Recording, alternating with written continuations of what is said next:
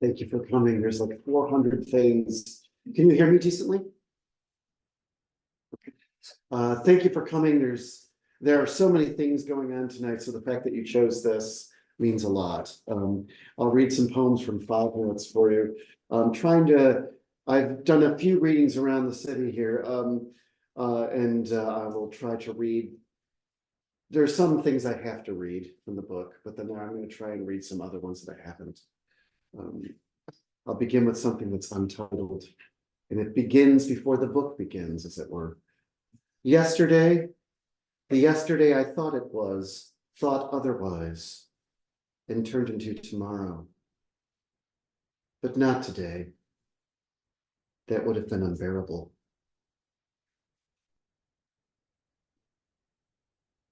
This is the opening poem in the collection. It's called In the Square. A man was counting cobblestones. His daughter, several feet away, stood beside a copper soldier, mimicking its hero pose. Father, look, and with raised chin, she pointed at the sky, as if surveying worlds that she would conquer. But he was on his knees, face drawn and merely inches from the ground. 19, 20, 21. Look, she shouted one more time. 27, 28. It was then she understood. This steady march of climbing numbers, murmured where untold amounts of feet had tread, would be his greatest legacy. Suddenly, a mourning dove alighted on her outstretched arm. There's that bird. This poem is called My First Picture. I drew a house. I drew another. Then, with quick yet careful strokes, 38 rooks darted into trees beyond the page. Here's one I haven't read yet, so we'll see how it goes. I figured it's mid-September, and this poem's called September 22nd. I dropped my name inside an empty jar. It wasn't any empty jar. I dug it out of earth one day where I had cleared for wildflowers and scrubbed it clean and let it dry, then scrubbed again and let it dry, and did not ask why someone dropped it in the earth, then placed it on my pantry shelf. Its emptiness provided space to ponder what it once had stored. 100 red canary feathers, buttons, rice, a floating thumb. I didn't think it could be saffron. One day I forgot the jar. Years went by, and other jars of oats and flour, cubes of sugar, polished pebbles, pushpins, quarters. Yesterday, I pulled it from the pantry shelf and scrubbed it clean and let it dry, then scrubbed again and let it dry, and did not ask why, not recalling, suddenly recalled it there. Then on a narrow strip of paper, wrote my name and folded it, then placed the jar inside your car and watched you drive away with summer.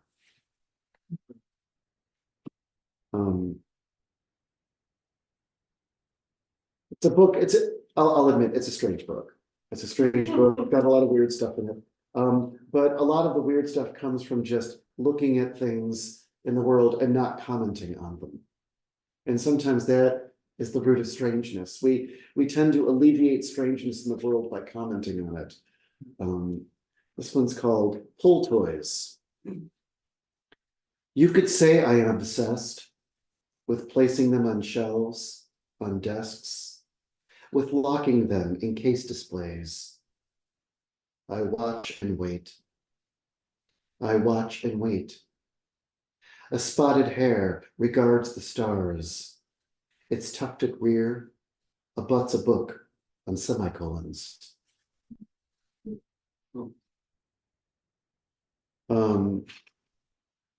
read a couple of two more poems, and I'm going to read something a little longer here. It's called Once Again. The deer are eating arborvitae. The newlywed removes her ring. She wages all on red 19. Scriabin's mustache captivates in ways his mystic cord does not. By candlelight, I butcher Brahms, receive a round of keen applause.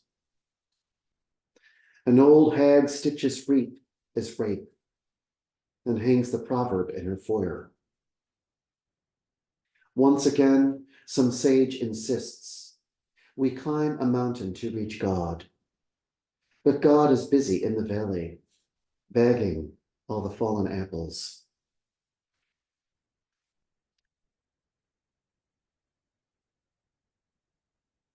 I've only read this one once out, so I'll give it another try. It's called Thing Is. It's interesting, we were just talking about it earlier, the Village Voice, and someone said, it's completely online now. Our shelves are notional these days. When someone says they read what's on your shelf, it's really what's shelved on the computer. Anyway. Thing is, no one in the world is shoveled, as even those deemed Kent attest. Something on my shelf informs me shelf these days is notional. An apple you might eat in March. Engineered or otherwise, the apple has its seeds in sugars. Printed guns take copper bullets. Organoids are useful in our studies of disease. Meanwhile, shelf claims worse in war half-sisters, and the novel's death made room for novels to be born. A friend believes no more is myth. The door of dread is always open.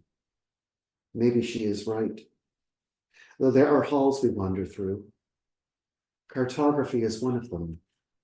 Carved wind and tiny gongs are others. Which story saunters through your name? Whatever shelf affirms, confirms the answers nearly endless. Though nearly isn't near or endless. Shelf concludes, a bald man combs his scalp to vanquish loneliness.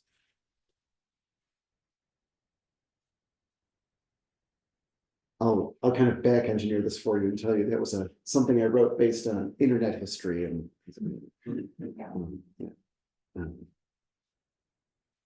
and then I'm going to read a longer poem. This is one I always read when I read this book. It's called Fog, and it is in many ways the genesis for the book. Although I've been obsessed with fog for years and years and years, and I can tell you about that after if you're interested. Fog. So immersive and mysterious this afternoon in late October. Any moment, a young giraffe might leap from it and gallop for the nearest pear tree.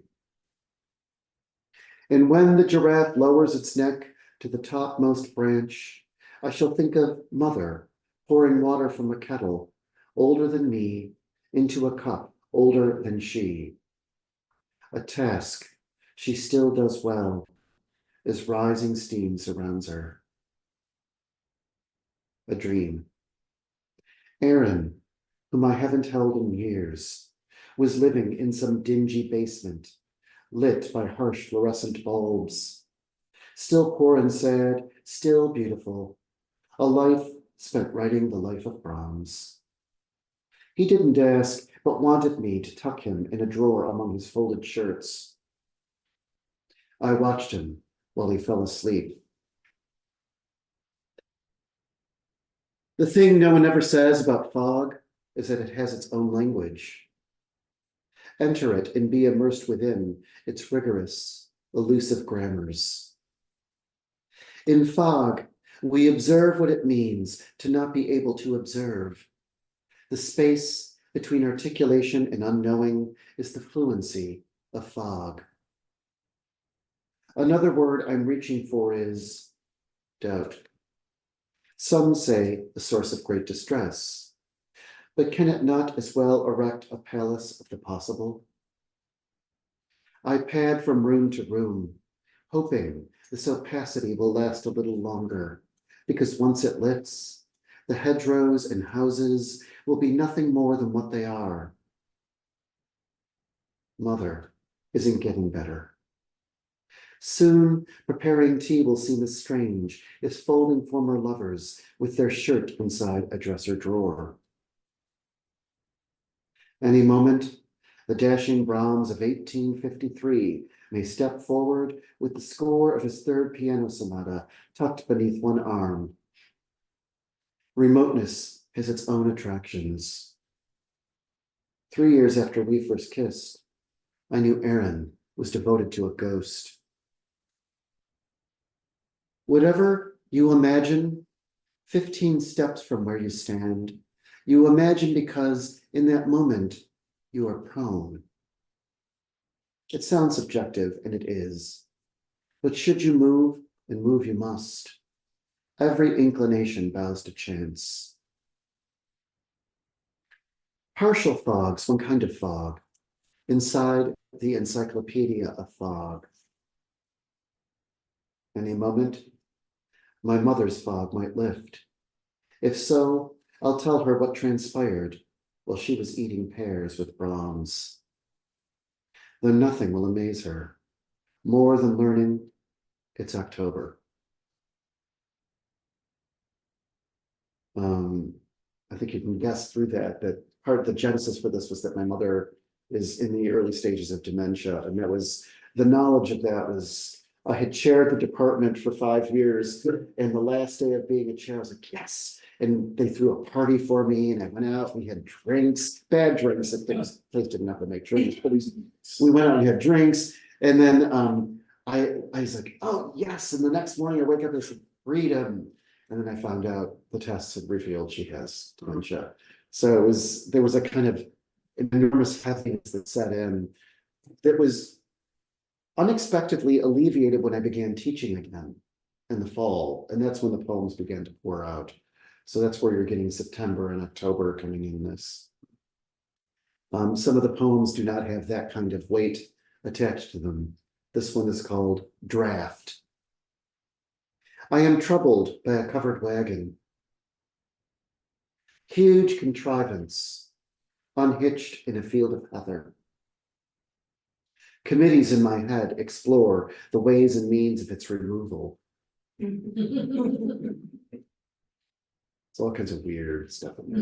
A little bit of William Carlos Williams in that. Or a comment on William hitting his damn wagon or his wheelbarrow. This one does mean a lot to me, and it's called Life Sentence, and it's actually written for someone specifically. If it's not my family, for it to be written for about someone specifically or dedicated to someone is unusual. His name is Samuel O'Rind or Rind. I'm not sure how to pronounce that. He's a Holocaust survivor, and he has spoken for my classes about 4 times. Now he's too old to come, but he was just one of those wonderful people, and just the energy coming from him. And he had stayed silent for so many years until his mother, at the age of, I believe, like 98 years old, died. And then he said, I'm not ready to talk about it. And this is for him. And after the poem, I guess I'll tell you how the tie-in is. It's called Life Sentence. Day is done. Unnatural tie. This will take you 50 years. Meanwhile, there are kites in church, a winking light and ribbon fog, tax breaks, bone grafts, skeins of jazz, and in between each in-between, the story of your first wool suit. You wore it once and passed it on. What happened was he and his mother were the only ones in their family to survive. The rest of the family was murdered, sometimes in front of them. When the Americans liberated the camp, his mother, the first thing she did is went up to them and said, we only have one blanket. They used to give wool blankets out. She said, we only have 1 blanket. I need 2. And they gave her another one. And at night, she made him a wool suit. under that blanket. Oh. So I know, when I heard that, every time I hear that, I'm just like, oh my God. And so she said, when my son goes out into the world, he will have a suit. Yeah. Let me follow that up with something typically strange in the book. I'll read a couple more from this and then I've got some new pieces. Oh. And then or newer, this piece is called Flash Fiction. One day near the end of day, a wind hurled 37 harps against a cattle barn. But the barn held nothing, not even sheet music. This one's called Called. You gave me a leaf and I called it a bird. Bravo, Fancy Pants. You are now among the dispossessed, seeking shelter in a nest of verbs. And then I'm going to end on this particular poem. It's called Fog Machine. And I knew that I wanted to write a poem about the gay community, especially the gay community lost to AIDS, for a long time, and I didn't know how to do it. And so what I did was I just took a bunch of notes on fog machines. Because I knew I wanted to, because to be in the bars in the 80s and in the 90s was to encounter the fog machine and to emerge from the fog machine. Everyone was a star. And I said, okay, I'm gonna write about this. And I had maybe about 6 or 7 pages of notes and said, what do I do with this? And I found a way to do it, working with the idea of notes in the title. Each one of these notes is 17 syllables, so it's a haiku. 1986. Men remove their shirts, disappear, then reappear. Disappear, then grind and shake in the creation of an uncreation. We dance because our lovers die. Then the world turns its muscled back. How steamy this uncertainty, surrender to an incoherence. The body's edges are erased, reconstructed once the smoke is cleared. Which lover shall emerge intact? Which multiply in countless mirrors? Provides platform for consumers' re-engagement with the primitive. Exhausted fighting back the urge? Enter and release your animal. What happens in fog stays in fog. Or bring it home is activism.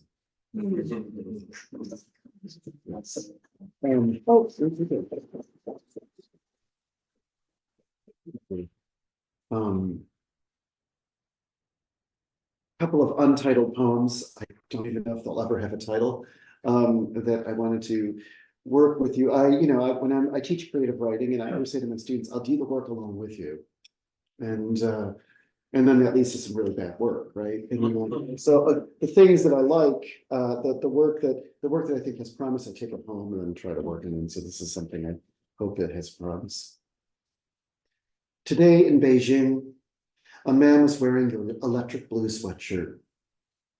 I, reading the Times in Rochester, saw the blue sweatshirt before I saw the man, whose body was yours, or almost yours, but whose eyes and hair and skin were another's.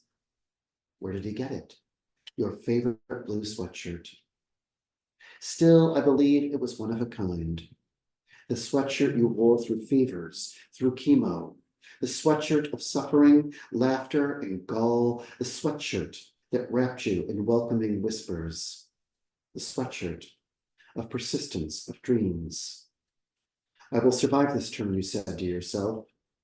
When the weather turned and the sweatshirt was too warm, you wore it anyway. The sweatshirt became your skin. It was blanket and pillow. A number of threads coming loose at the wrists, the stains and smells that outlived you. Sweatshirt resisting immortality or transformation. Sweatshirt refusing to be token. Sweatshirt burned its arms now ashes, anything but blue. And then this one also doesn't even end. 3 days of travel. I turn to my friend. How far is too far? He doesn't answer. He reached too far a while ago.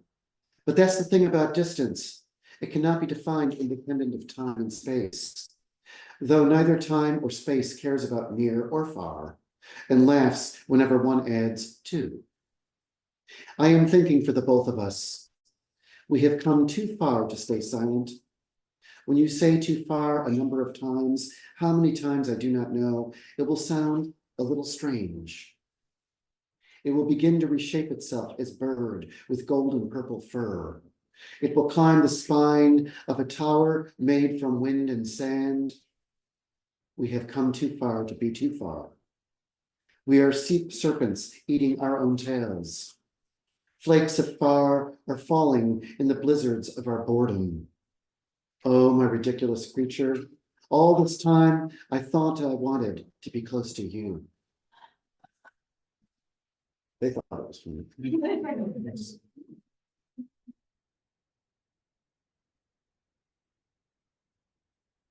And then I'll end with, I'm doing a bunch of, it's a very basic composition procedure, but I like to take old books that are on like 25-cent carts and take them home, especially with weird titles or weird, or stuff that's very dated. And then I like to circle words in it and then come up with poems. So the book I was working with is called Religion and Violence, which was written in 1972. Imagine they were talking about it back then. This is a notebook from that, notebook 1, and I plan on doing this a larger project. So these are some poems from that. I do not want to reach. Violence is the search for God in an apse of febrile statues. And sometimes I circle words, but then I create more words coming from it. In a town called Hitler, there are 17 churches. Once, it was during the annual harvest of fists.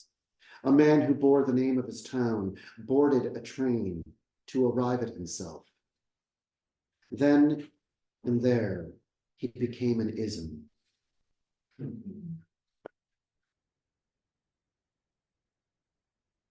Hold me, the individual, otherwise known as unentwined, said, assuming I would share with him the labor of destroying himself.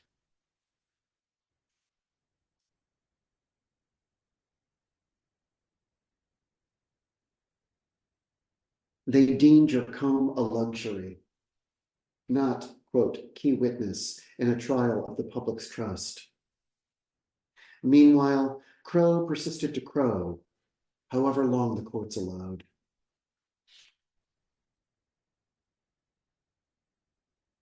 The peculiars presents the present, presently, and unrestrained.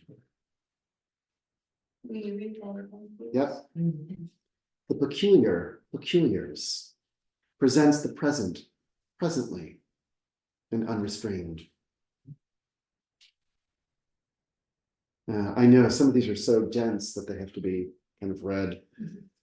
Have you seen his hat, wearing like a hat its form, more real than real? A ship between launch and arrival.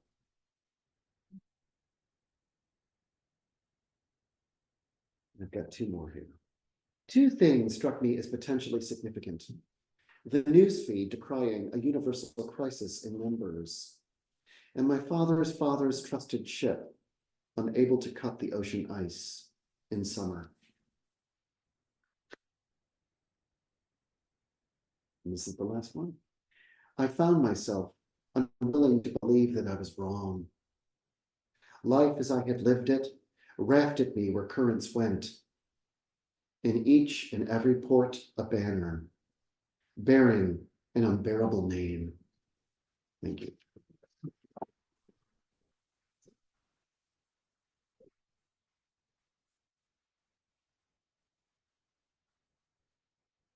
great. Do we want to sit? Or? Yeah, excellent. I didn't introduce myself in the beginning. I'm Alison Meyers. I'm the director here at Writers and Books, and Oops. just such a pleasure that you made time for us. And I love an intimate reading like this. I thank everyone for coming, and we'll leave some time for you to have conversation with Tony. I'm just totally in love with this book. And for me, the mystery of the book, it is mysterious to me in some ways, which I think is fine with you to leave. Yeah. Is how everything kind of coheres. Seemingly there are so many different forms in here, different voices, and lots of different kinds of observations. But it really does hold together. And I'm wondering if you can talk a little bit about the construction of the book and how that was intentional, even the different sections. And to me, it also does not read like a project book where, you know what I'm talking about. Yeah. Because it Like is, a thesis. Yeah. yes, it's so far ranging, it goes everywhere. Including the beautifully tender poems about fathers and mothers that are just so exquisite and tender and Thank you. filled with that ineffable kind of connection that's so hard to capture. So talk a little bit about how you brought the manuscript together around this obsession with fog. Yeah, I mean, like I said, I've been obsessed with fog for years, and it probably started when I was 21 years old. I used to love it when I was a child too, but I came out to my mom, and a very unusual response from her, and that was, "Oh, I want you to meet somebody." And I said, "Okay." She said, "No, you'll love him. He's a psychic." And I was like, "Okay." This was typical my mother back then. And she said, he can guide your future. And so I went with him, and and he didn't know anything about me.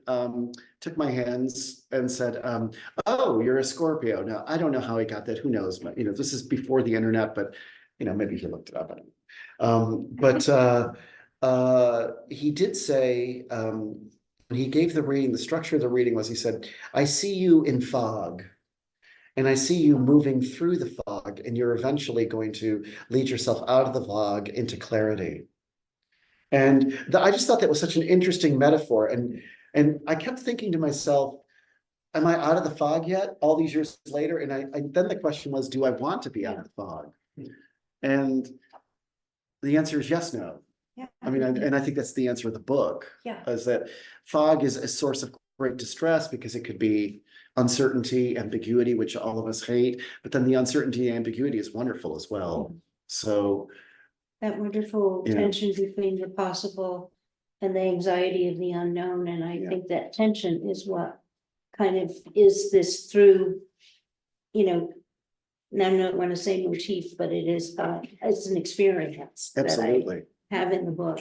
I even think the way in which you use punctuation on the page with the little, asterisks, and, I feel really guided by where you want us to kind of pause and. Thank you. Yeah. Because there's a lot of punctuation is lacking there, but when I do have it, it's very much meant as a guide.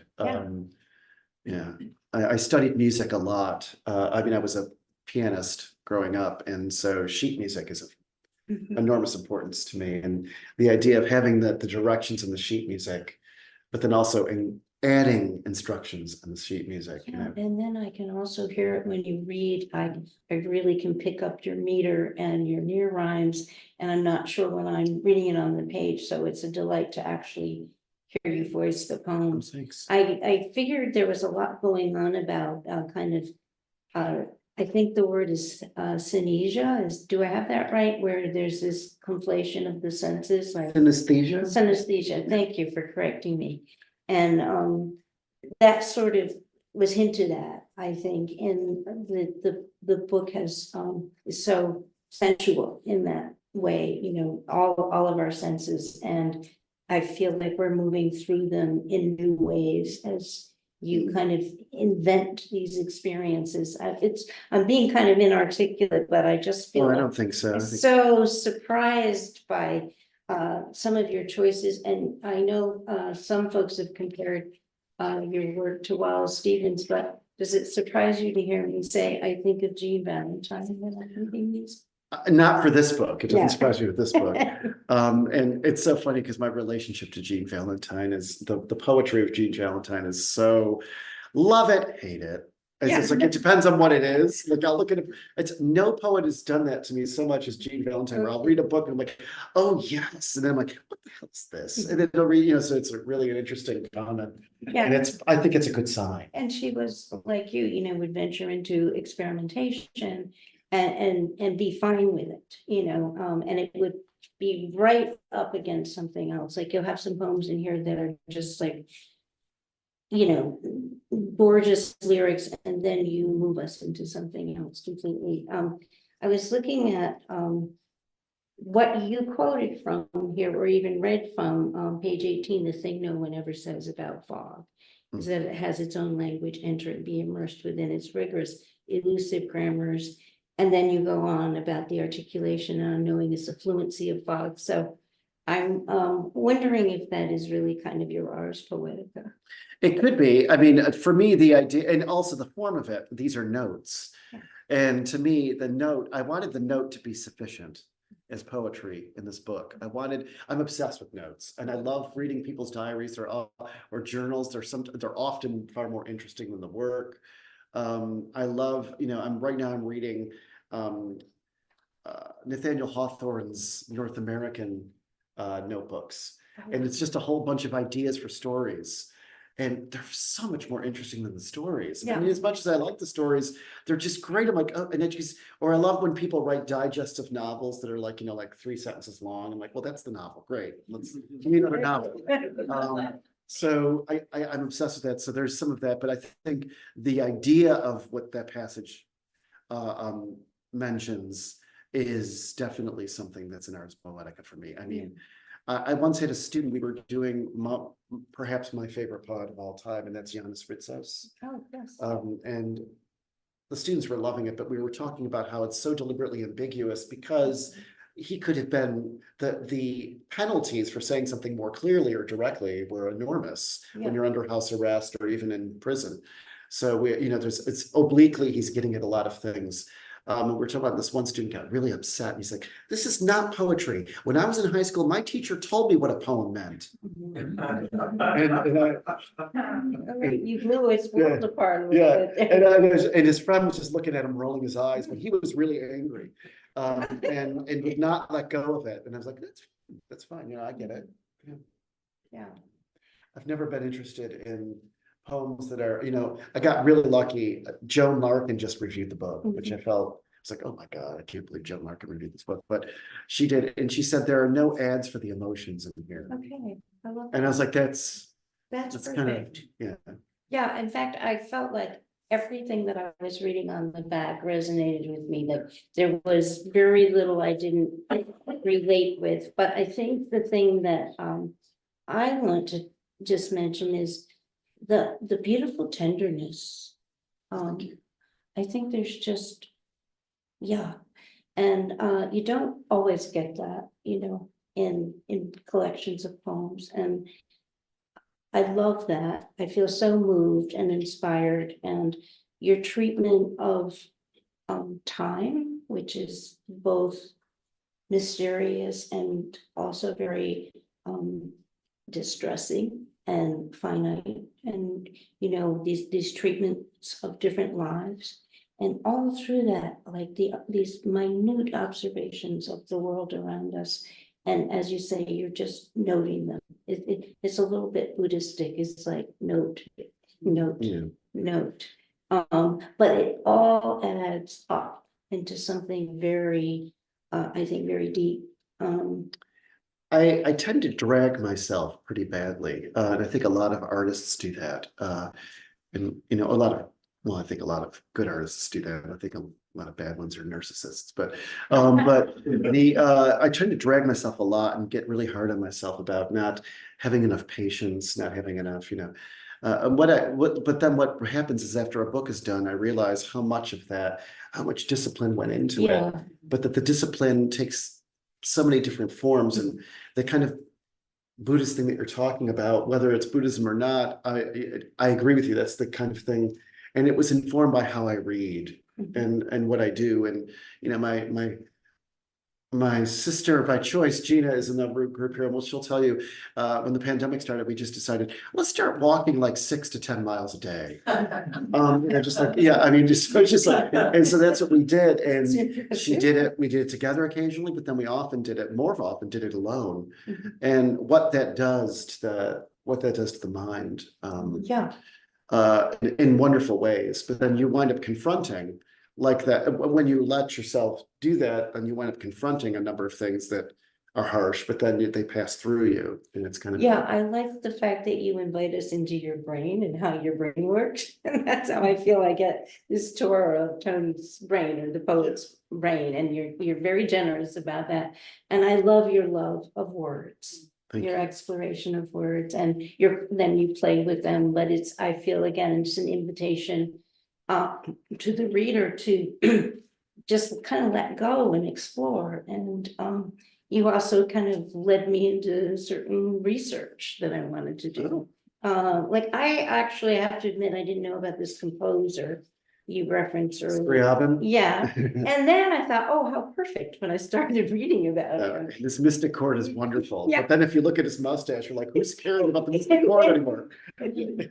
But I said, oh, of course he chose that. He chose him to put in the poem.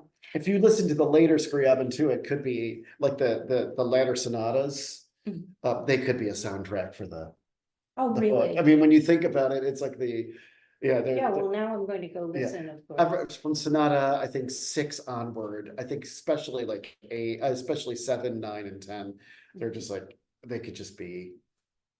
And then interesting how at least Wikipedia said he was forgotten for decades, and then there was a bit of a renaissance. And again, I feel like the spirit of this book is about, time is this elusive thing, and history matters, and it's carried forward, and it can be in so many different ways, cellular or otherwise. It's still in the book.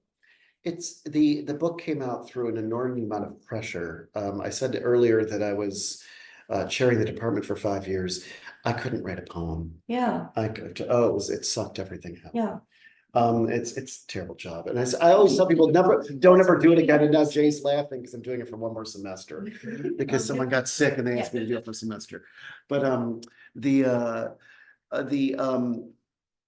during that time, and it's because I was like people kept coming to me all day long with their problems, their issues, and I have a tendency to want to take them on. So it was so much life, so much psychic strain. I was like, oh my God. And then what was happening politically, so it was a lot. And so I did a ton of drawing at that time, and a ton of reading, and wrote a few poems, like a few things. There's one poem, the Psalmody in there, which is like several poems that was something I was able to write. That was the only thing of worthwhile, I think. But and so then when I did go back to teaching, and I was no longer the chair, and all that left me, so much just, I think, came tumbling out. But it came out in ways that I didn't expect. It didn't come out as a torrent. It came out as these almost aphoristic kind of things. But somehow you knew that they would they belonged together inside the covers of a book, and that's very cool, because I think giving ourselves that kind of permission is sometimes hard to do. But there were a couple poems that I was like, that's not in the spirit of the project, that was not here, but I put them in because they wound up working later on. So there's a poem about the Derek Chauvin verdict. Oh, I love that poem. And I wasn't going to put that in. Oh, it's so important. I'm so glad you did. Well, and I felt that it was a reminder. One of my favorite movies is this movie Himalaya, from the late 90s, early 2000s, maybe, I can't remember. It's a Nepalese movie, and it takes place where the people have to go over the mountain to carry salt to the land of the grain and then carry the grain back to their home. And it's a pilgrimage they make every year. And this film could be 1422, 1860, whatever. And there's only one part in the movie where someone's got a beer bottle and you realize it's the 21st century. And so I put that in there just to realize, to remind people this is what's happening now. Yeah, that's a So some of the beautiful stuff some of this could have happened 100 years ago, 300, so it was kind of like, it was a nice reminder to ground it. Oh, I really enjoyed seeing that in here. It was one of my favorite poems. I want to open it up to the observations and questions. And I hope if you don't own a copy, you acquire a copy, because I know I'm going to be going back to this often. This is one of the books that I will return to. Anybody have a question or observation? Yes, what was it, Mike? Yes, Mike.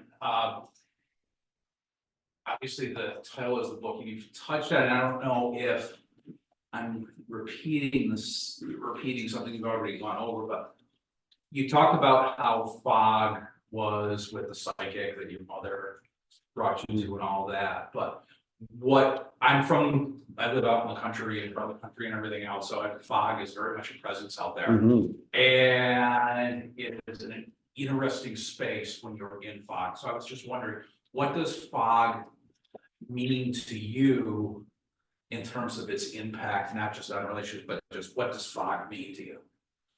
That's an enormous question. I can't give you a full answer to that. I can tell you that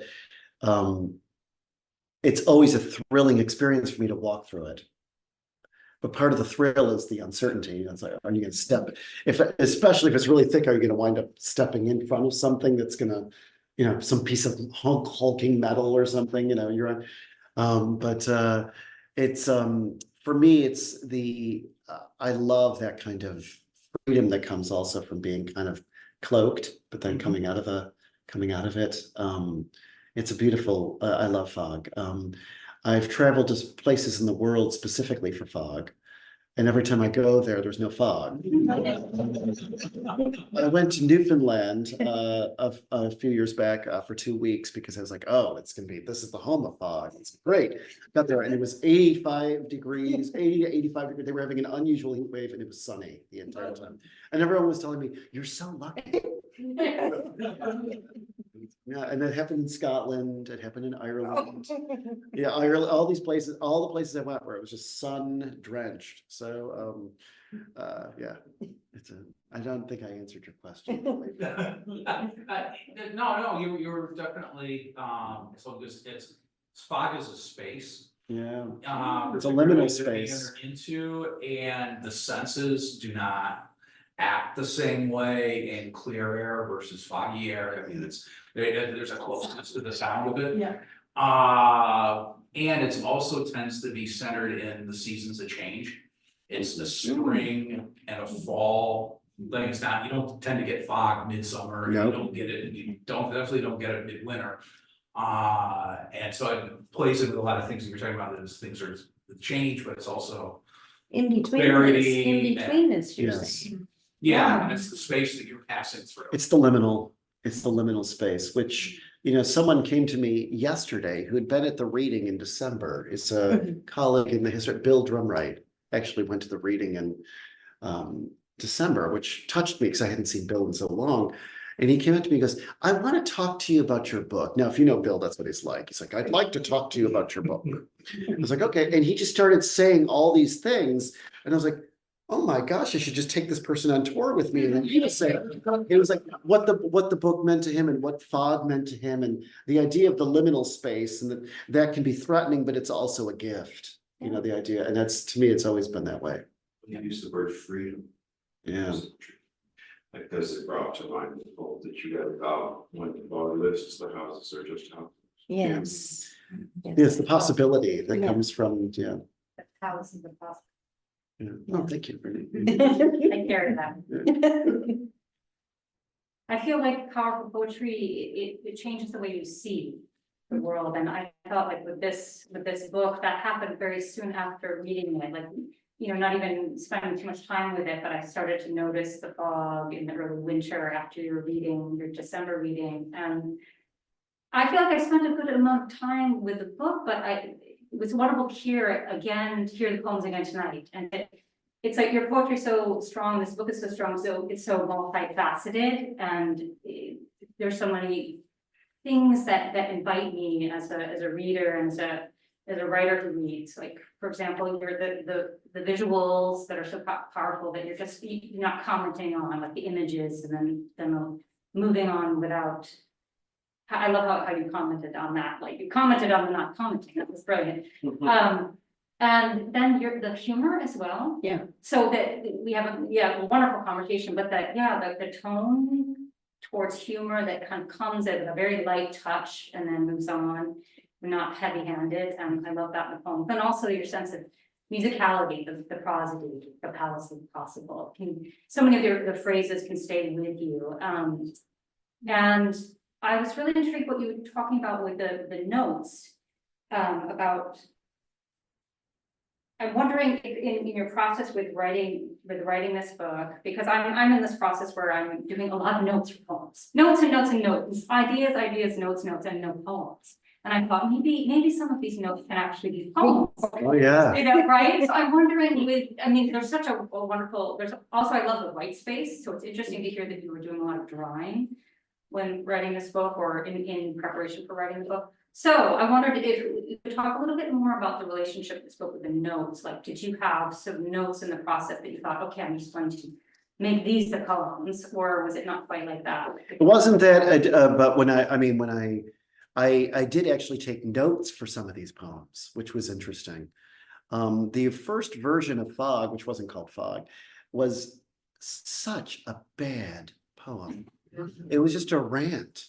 It was just it had nothing to do with my mother. It had nothing to do with Fog. It was just terrible. And I remember looking at it going, well, this just stinks. It was an assignment that I did with my creative writing class where I said, you have to write a poem about 20 lines or longer where each line is 9 syllables, and it was crap. And I looked at it, and the day before it was due to the class, because I said, I'll do it too, just so you know. And then the day before it was due, I sat down and said, okay, let me fix this. And then the poem that you see right there emerged. But I mean, there were some changes I've made since then, but the core of the poem was all right there, and I couldn't believe it. I left it going, right. And I think part of it is because I had an idea while I was writing it. I said, notes. I like notes, so why am I not breaking up the notes? Why am I not just creating a note and another note and another note? Everything. And that just freed me enormously. Another one was that, when I'm writing a line and there's supposed to be a pause, or you want the phrasing to be a little bit more musical, why not just skip to the other several spaces so that they know to pause and then move on, that kind of thing. Just some things broke open for me. All around the same time. There were about 7 poems I wrote, 7 serial poems in this book that I wrote all at the same time. And it just kind of brought, and then I realized I could do it. Then I was like, oh, I got a book on my hands. But it was, and I like to tell the story, because I'm not this kind of person. I'm not that, I'm not, when I was doing this, kind of thing. But I have a really old bathroom. I have a really old house, and the bathroom is in bad shape. So I had to get a new bathroom, and I only have one. So the guy who was working on my house said, well, you won't be able to use it for at least 2 weeks. And I thought, okay, do it in the summer, so at least then don't have to worry about school, and I'll figure out where I'm gonna live. And my brother was like, you could live with me. And I'm like, that's so sweet, and no, I'll kill you. We would kill each other. So my mother's like, you could stay here. I'm like, yeah, absolutely not. So I looked for a place in the Finger Lakes. It was so ungodly expensive. The irony was I found a place on Cornwall, England, on the ocean in England for half the price. And the flights can be really inexpensive too. So I went there. So here I am revising this book. I was sitting, because I knew I had to give it to the publisher. I'm revising it, sitting on on a beach with the ocean right there. And I'm like, I can't believe this is happening. And it was like, so some of the joy or some of the light that begins to surface in the book is probably because I was just having so much fun. I was just like, it was for 2 weeks. I was like, I don't want to come home. This is great, you know? So it was a very unusual book. It started in sorrow and ended in this kind of just absolute joy to be alive. Yeah. The 7 poems that you wrote together, I'm sorry, do you have those, can you rattle them off? I'm curious, the 7, you said the 7. Oh, yeah, the core poems Yeah. that began the book. I can tell you once I look at them though. I know September 22 was one of them. Fog. The other one was Thing Is. The other one, if I'm looking through here, just to make sure, yeah, October was another one, definitely. And then let me see, there was another one that went down here. Where was it? If I can find it here, let's see here. Oh, I'm sorry. It was, I believe it was Once Again and Prone were those 2 one-page poems. But that was it. And then I had a whole bunch of little things, like my first picture in the square were old poems that I had from like 2018 that I found when I was rating. I'm like, oh, these are nice. I could use those. So those were the core pieces. And then the poem Fog Machine, which I really love, came very late. Gina was there. I remember reading it to her when I finished it, you know. So it was, yeah. I have 2 questions, if that's Yeah. all right.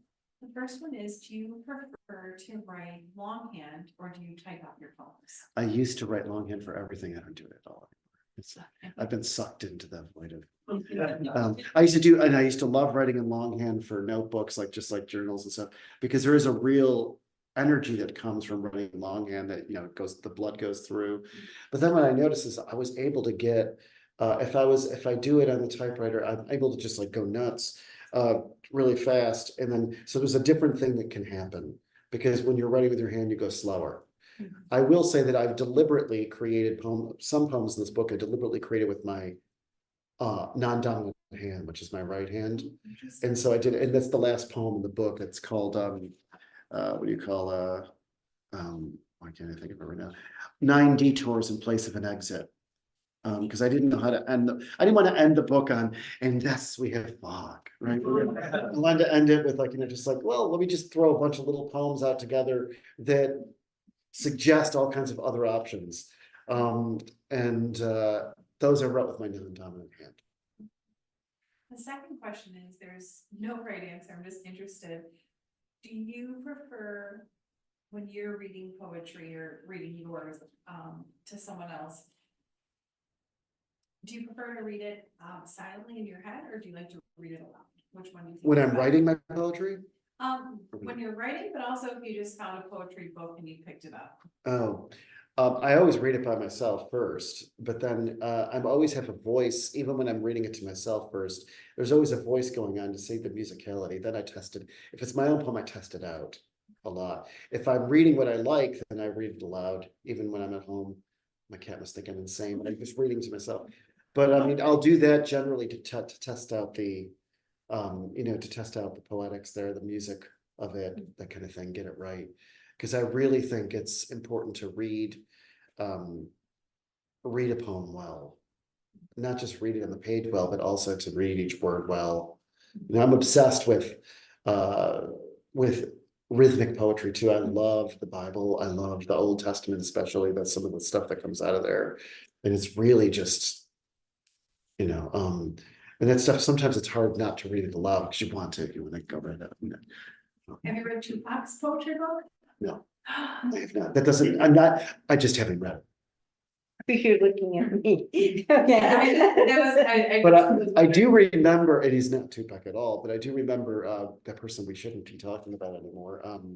R. Kelly. What was it? Something by My Gift. What was it again? Kidnapped by My Gift or something like that, or I can't remember when Yeah. it's more. Yeah. But there was a character in there, something like, you know, It's- it's something like I was kidnapped by my gift. And it's something, it was like something so bizarre and so ridiculous, but at the same time, like, that's brilliant. And you know, and it wasn't kidnapped, it was something else. It was another word, but it was like that, like, oh, abducted by my gift. Abducted by my gift, yes. And I was like, oh my God, that's brilliant. I mean, it's crazy, but it's brilliant. I'm sensing a new theme for your next book. Well, thank you so much, Tony, for spending time with us. Just a delight to hear you. And if anybody would like to purchase a book, you can do so at the counter at Ampersand. We'll bring your books that you already have. I'm sure you'd be happy to sign them. I already have my signed copy, so I'm good. So thank you.